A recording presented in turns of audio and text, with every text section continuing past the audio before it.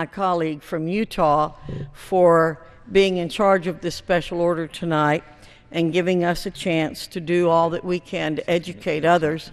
I'm Virginia Fox from the 5th District of North Carolina, and if you'd like more information about this issue, please go to my website or contact me, and I'll be more than happy to share information about this because, as Jefferson said, the price of freedom is eternal vigilance, and we must help educate our fellow Americans on this issue if we want to maintain the wonderful country that we have. And with that, I'll yield to the gentleman from Utah, Mr. Bishop. I thank the gentlelady from North Carolina for coming down here and helping assist with this. She did a wonderful job in trying to put everything in some kind of perspective. I think what we've talked about tonight is an effort to try and ensure that what the Founding Fathers did when they wrote the 10th Amendment in the first Congress, when that was part of the Bill of Rights, and indeed what they did in Philadelphia is they structured government the way it was, had a purpose, separating power horizontally between the branches of government, and equally important, separating vertically between the national and the states, had a specific purpose. And it was to ensure that there would always be a balance so that not one entity had too much power to use that to abuse people. Making sure there is a balance is the key element to protecting individual rights and individual liberty.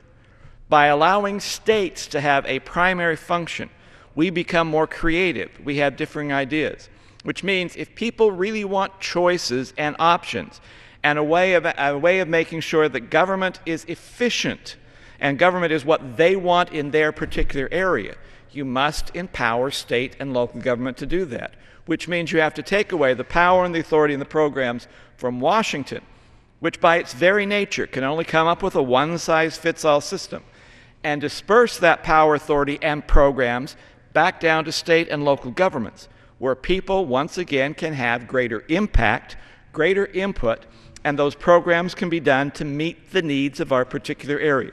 This is a great country because of our size and diversity. But it also means if you want to have a government program that helps people and does not simply blindly put a standard, as Nelson Rockefeller said, by the deafening hand of bureaucrats, then you need to make sure that we empower state and local governments so they do those programs. General welfare means that state and local government get a greater role in how government programs are run because they can do it much more effectively and much more efficiently. I have a few minutes remaining, Mr. Speaker, and I would like to yield those few minutes to another great legislator from the state of Texas, which is blessed by a lot of good legislators we have here in Congress. Mr. Gohmert would like to talk for a few minutes about the Article 5 of the Constitution. I would like to yield time to him to accomplish that. Well, as kind of a supplemental discussion from my friend from Utah, and I would love to have had one of a gentleman's classes in Utah. We'd love to have had you teach in Texas. You are such a good teacher.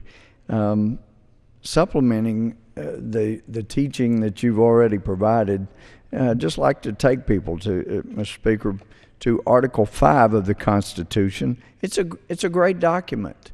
I would encourage people to read that, as my friends have already mentioned.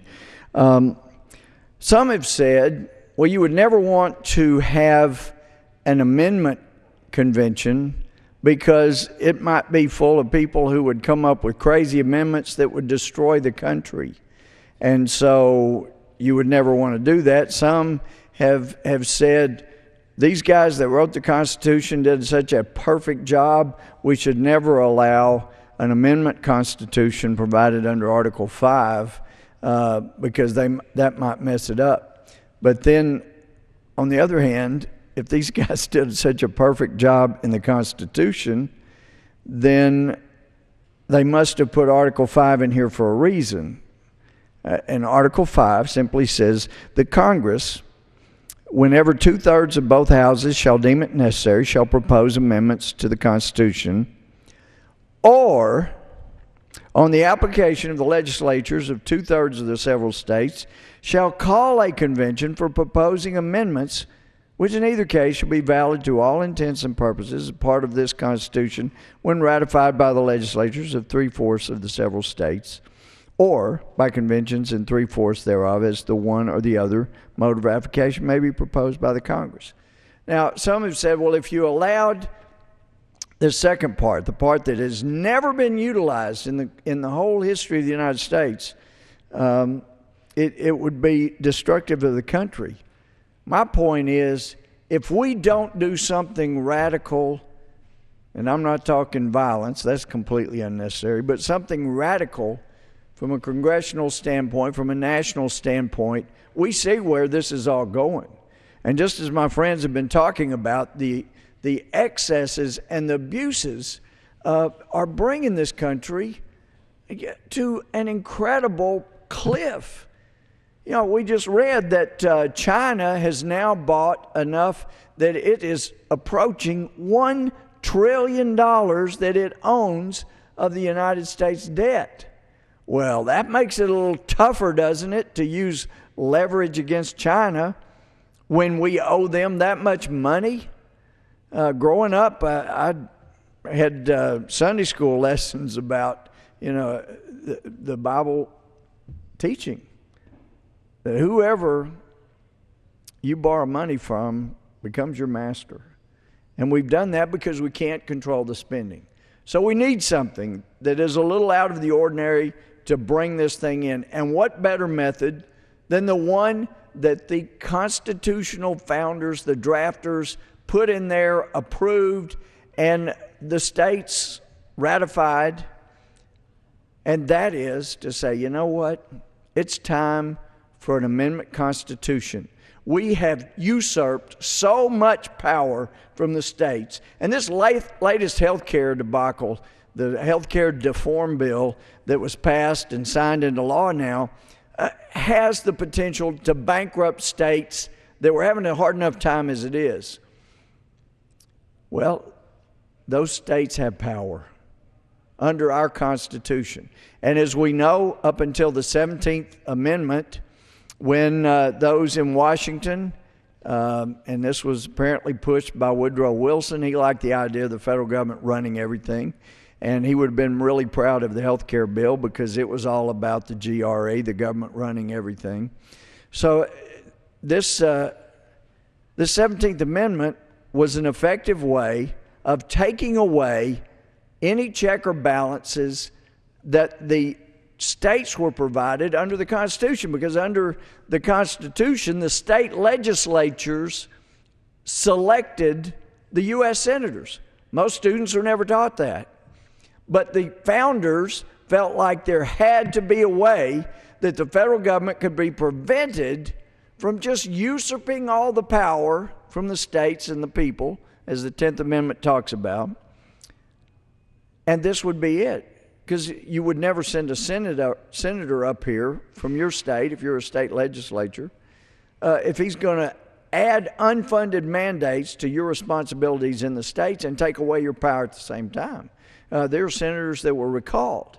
So from the day after the health care bill was passed here in the House, I've been talking about an Article 5 amendment constitution that would allow the states to come together and propose amendments. Now, there's difference of opinion. Had a wonderful conversation with former Attorney General Ed Meese about this. He has some good ideas as well.